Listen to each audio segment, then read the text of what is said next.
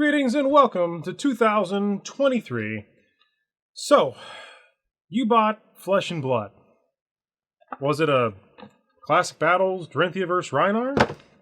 How about Dynasty from Flesh and Blood 2.0? What about Uprising? Did your store have that? Heaven forbid you went out and bought... What is this again? Oh yeah, History Pack, Volume 1. I don't know what you did, but let's sort it out together and talk about which path might be the best route for you as a new player. All that and more in today's episode.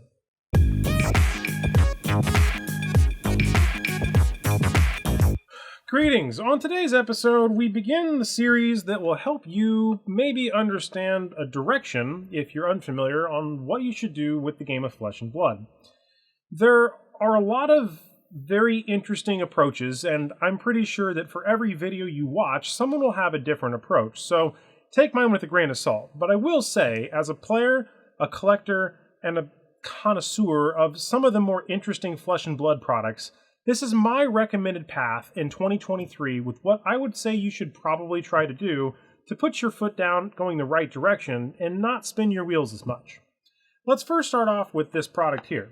Classic Battles, Drenthia vs. Rhinar. Now, this particular product, out of the gate, is $50. The beauty behind this product is that when you buy this, you're going to get 2 decks that you and your friend can play with. Also, the reason that this is interesting is up until now, the only other option you had was going to be the Blitz decks. If you're lucky enough to have a local game store that supports the game and you can find an IRA Welcome Starter deck, you may be able to ask whether or not they have one that should be available for free that the LGS can give you. Another option is your Blitz decks, your Phi and Dromai from Uprising. These are the latest Blitz decks available from Flesh and Blood. Now, going back a little bit, depending on how long your store has been in, you might find these 3, which are the Lexi, the Briar, and the Oldhim, which are from Tales of Aria. Not that these decks are outdated, because in Flesh and Blood, the heroes basically are always available to play unless they hit Living Legend status. More on that in some other videos, check that out here. But essentially, these decks are all Blitz, which means they're shorter games, unlike the CC decks that came out originally when Flesh and Blood was first a thing in Welcome to Wraith. Now, they haven't released any since that point, so odds are you won't find any on the shelves near your stores. Blitz decks offer a very interesting way to jump into the game fairly fast. At a fairly reasonable MSRP, sometimes between $10 and $15 US, depending on whether your store has discounts, you can pick these up and just jump into a game and start playing. So while you might be able to track down these Blitz decks at your local game store, I still would lean toward purchasing the 2-player Classic Battle Drenthia vs. Rhinar over possibly these, or if you have the budget, I would pick up all 4 of these. The reason will be made clear very shortly.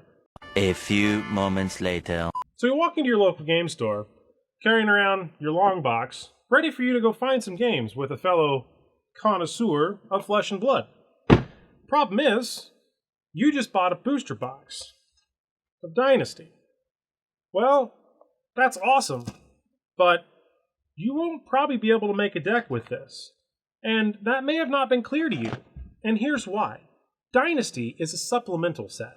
So not only is it not draftable, but there's only 10 cards per booster instead of 15 cards, which is typically what you would have in a draftable set.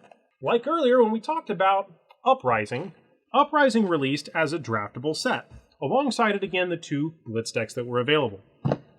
The Uprising booster box at 24 packs at 16 cards apiece may give you enough to make a Blitz style deck, or possibly, if you're lucky, a CC style deck. However, the odds are that you will not have all the cards to make an entire deck as you might see fit. So, buying this is a great way to supplement your collection, but it's a bad way to try and go to a store and say, I want to build a deck.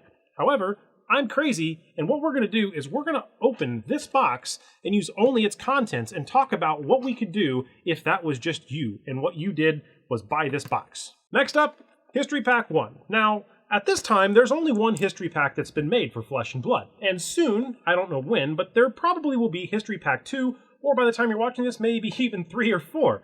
I hope that they do keep these up. The interesting thing about History Pack is that it is a reprint set. Cards in here are from the first 3 sets, Welcome to Wraith, Arcane Rising, and Crucible of War. Now, what is kind of different about this is there are 36 packs at 10 cards apiece. So you might be saying, wow, there's a lot of meat in this box. And that is true, but the problem is the MSRP is $140, and at 10 cards a pack, you basically are only going to get enough cards to probably make a Blitz deck. But again, that's what we're going to try and explain in one of these videos coming up shortly. So whether you chose to go with the Dorinthia vs. Rhinar, the Uprising, the History Pack 1, or the Dynasty box, well, that's great. I'm glad that you got into Flesh and Blood, but let's make sure that you can have something to play with. Now, something else to talk about, even though we are discussing what options to buy with Flesh and Blood, I recommend checking out both the Facebook groups, the Discord, if you're not familiar, links in the description below, where a lot of content creators, friendly helping individuals, as well as, frankly, much more intelligent deck building individuals than myself, hang out and discuss ideas and contents for different decks. There's also online resources and tools such as Talishar that allow you to go and check out a deck as well as play it. FabRec and FabDB are 2 additional websites as well, links in the description below, which would allow a player to look up and create digital copies of their deck so that you can kind of understand what you might be missing or that what another player has created so that you can put those decks into play and practice and then buy the appropriate boxes or singles. I recommend the singles route because that supports your LGS and you know what you're getting. But if you buy the singles, you'll definitely be able to fill your decks out. Another misnomenclature that you might have heard is that you need the legendaries to play this game. And I want to put that to rest. You really don't need them to play this game. I actually personally prefer to play what's called Commoner, or in this case, in Magic, if you're familiar with that term, Pauper might be a good example. Basically, that brings the ability for you to come and play this game and not have to use any of the cards outside of the common rarity, or in Flesh and Blood's instance, common with a little bit of rares mixed in. The exact link will be posted in the description below so that you can read the exact wording from LSS on how to play this game. The reason that format is quite nice is because that format is going to allow you to get an experience for the game. Again, if you don't go out and purchase your Blitz decks, you'll be able to check out that style of gameplay without the added notion that you'd have to spend several $100s on a new deck for a game that you're not sure quite yet if you like. So I'll wrap this video up and say that what we will do is this, to me, is a no-brainer. If you purchase this, you can get into the game and, if nothing else, enjoy the lore, because there's a beautiful lore book in here, as well as, yeah, there's a lore book in there. I had to think about that twice. You can enjoy the game and then see where you want to go next. If you've purchased a booster box, you got some pretty cool stuff to look at. So now we got to find a way to turn that into a playable deck. And I'll have some resources that you can leverage, and I'll talk about that in a follow-up video where we open each of these boxes and discuss, as a new player, what you can do and how you can look at structuring your deck from just the resources that you have without going and trying to, well, essentially spend any additional money until you determine which hero you want to play. Because trust me, each hero plays different. And, well, once you kind of fall in love with the playstyle, you may or may not like a specific hero. As an example, I tend to play Dash. I also have found I like Kano, Fi, and, well, I've not been a big fan of Dromai, but it's warming up on me because as I've learned more of the advanced mechanics, Dromai is an interesting and fun character to play. To wrap everything up, even though all of this is just to say that Flesh and Blood sounds complicated, it really isn't. Pick your favorite hero, pick your favorite game store, go and have a blast. Join the community, and everything will be awesome. Until next time, this is Jacob with a short video, just letting you know that if you have any questions, comments, or concerns, put them in that comment section below, and I'll do my best to try to help you, or at least point you to a resource that can give you the right answer, because I don't know everything.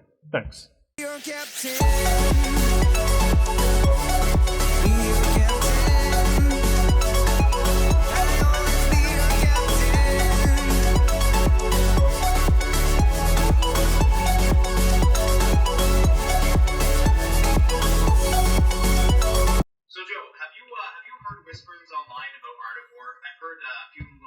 What just happened? Here and there. Some people think the card is a little bit broken in 5. That's what I want to talk about today. Does Art of War need to be banned?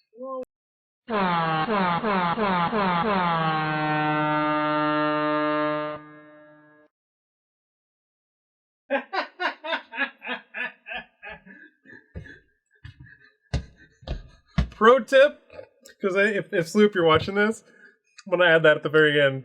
If you're watching somebody else's video, make sure to pause the autoplay and feature, because I was in the middle of recording when that started playing.